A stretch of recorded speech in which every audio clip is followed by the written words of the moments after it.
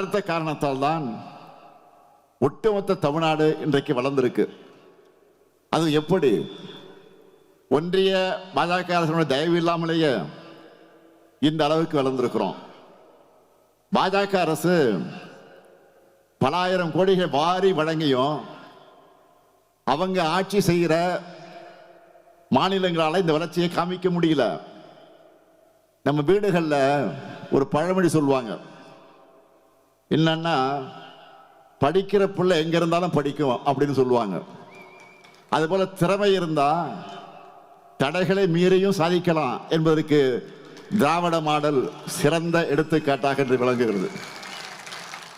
தமிழ்நாடு வளர்ந்தா அது இந்தியாவுக்கு தானே வளர்ச்சி என்று பாஜக நினைச்சு பார்க்கல.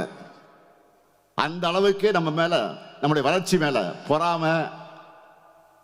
தமிழர்களுடைய அடையாளமே தமிழ், நம்முடைய தாய்மொழி தான்.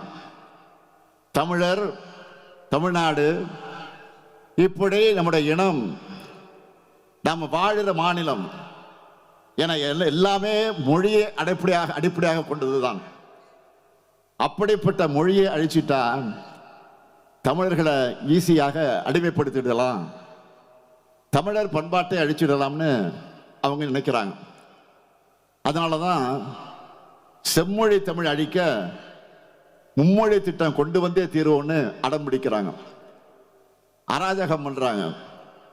ஒன்றிய அரசோட 2000 கோடி ரூபாய் கல்வி நிதி வேணும்னா இந்திய படிச்சாகணும் என்று கட்டாயப்படுத்துறாங்க.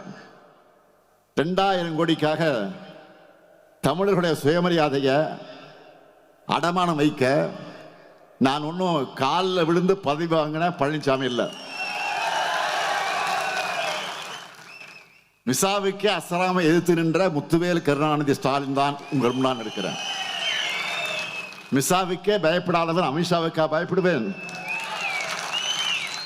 நான் மக்களை சந்திச்சு மக்களால் தேர்ந்தெடுக்கப்பட்டிருக்கக்கூடிய முதலமைச்சர். அதனால என்னுடைய விசுவாசம் என்னைக்குமே தமிழ்நாட்டு மக்களுக்கு தான். மாநில உரிமையை அடகு வச்சு பதவிகளை நீடிக்கணும்னா அப்படி ஒரு பதவியே வேணாம்னு சொல்லி நெருக்கடி காலத்தில் ஆட்சி இழந்த கலைஞரின் கொள்கை வாரிசுகள் நாங்கள். நம்முடைய உரிமை முழக்கம் தமிழ்நாட்டில் மட்டும் இல்ல, டெல்லி நாடாளுமன்றத்திலே இன்றைக்கு ஓங்கி ஒலிக்குது.